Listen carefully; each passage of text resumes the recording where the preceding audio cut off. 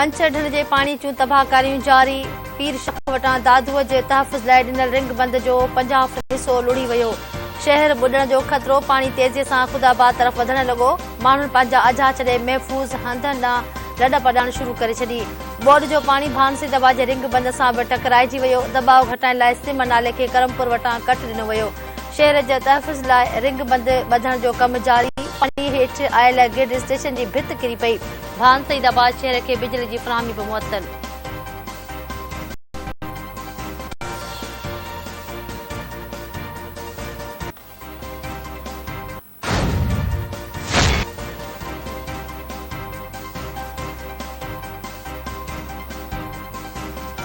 हिन वक़्तु ॾुखे वक़्त मां गुज़री रहिया आहियूं। सिंध जे केतिरनि इलाक़नि में 8 खां 10 फुट पाणी बीठल आहे। सिंध जे वॾे वज़ीर सैयद मुराद अली शाह कराची में मीडिया सां ॻाल्हाईंदे चयो आहे त सॼी दुनिया खे गॾिजी मौसमियाती तब्दीलियुनि जो मुक़ाबिलो करणो आहे। UN सेक्रेटरी जनरल चयो आहे त एतिरी तबाही किथे नाहे ॾिठी।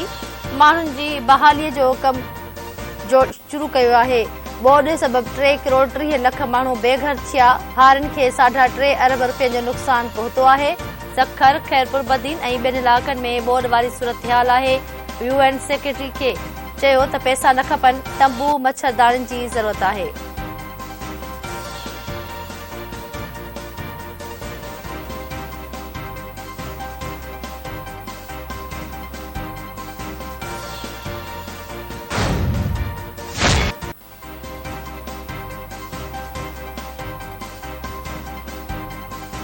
सेक्रेटरी जनरल जे बोर्ड मुतासिरनि लाइ बेमिसाल मदद लाइ थोराइता आहियूं। एंटोनियो गुतेरेस बोर्ड मुतासिरनि जो आवाज़ बणियो आहे। वज़ीर आज़म शहबाज शरीफ़ समाजी राब्तनि जी वेबसाइट ते पंहिंजे ट्वीट में चयो आहे त UN सेक्रेटरी जनरल बोर्ड सबबि आयल तबाहीअ ते दिली तौर ॾुखारो थियो।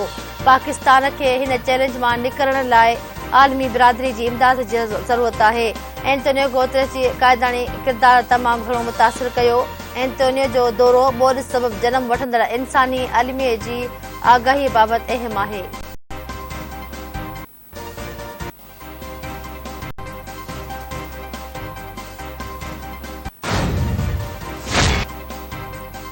बाबाए क़ौम कायद आज़म मोहम्मद अली जिन्ना जी 74वीं वरसी जे मौक़े ते वज़ीर आज़म शहबाज शरीफ़, आसिफ अली ज़रदारी, परॾेही वज़ीर बिलावल भुट्टो ज़रदारी, वॾे वज़ीर सैयद मुराद अली शाह पारां भेटा पेश। वज़ीर आज़म शहबाज शरीफ़ पंहिंजे बयान में चयो त कायद आज़म जी क़यादत खां सवाइ आज़ाद रियासत जो ख्वाब कॾहिं बि साबिया न थिए हा।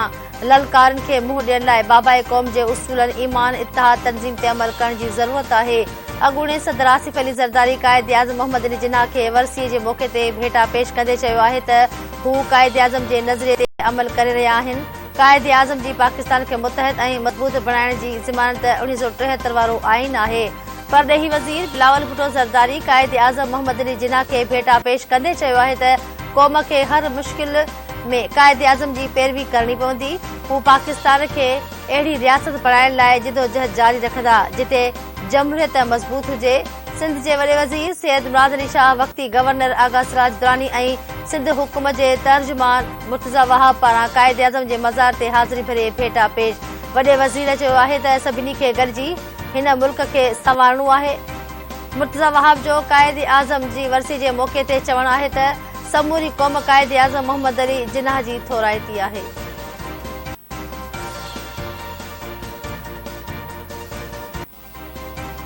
इस्लामाबाद ऐं रावलपिंडी में तेज़ मींहुं। रावलपिंडी में हेठाहीं वारा इलाइक़ा पाणी हेठि अची विया। सादिकाबाद, शकरियाल, ढोक काला खान में इलाइक़े पाणी हेठि अची विया। नदीम कॉलोनी, जावेद कॉलोनी, पीर वधाई जे इलाक़नि में पाणी घरनि में दाख़िल। दरी मशीनरी, नानलई, कमेटी चौक ऐं सादिकाबाद वारनि इलाक़नि में पहुचाई वई। वासा जे अमले खे बि अलर्ट कयो वियो।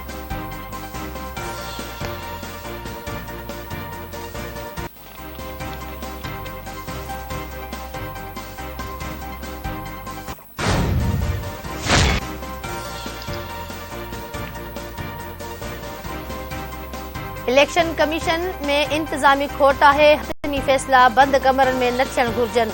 PTI अॻवान फवाद चौधरी चयो आहे त इदारा हिक पेज ते न हुजनि त मुल्क नथो हली सघे। सियासी जमातूं माण्हुनि जी मर्ज़ी जी नुमाइंदगी कनि थियूं।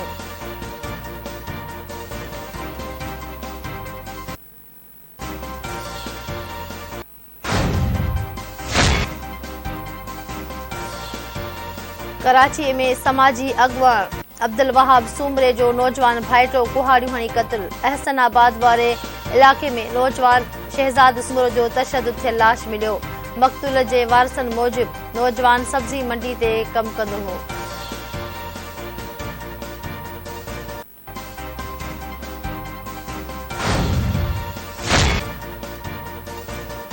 जैकबाद भरसा पुरानी तकरार तां फायरिंग में 2 सगा भार मारिजी विया। गोरशाणी वठ हथियारबंदनि फायरिंग करे 2 सगनि भाइरनि खे गुलशेर ऐं दिलशेर रिंद खे क़त्ल करे छॾियो। पुलिस मूजिब मारिजी वेलनि जो तालुक़ ॻोठ आरब माछी सां आहे।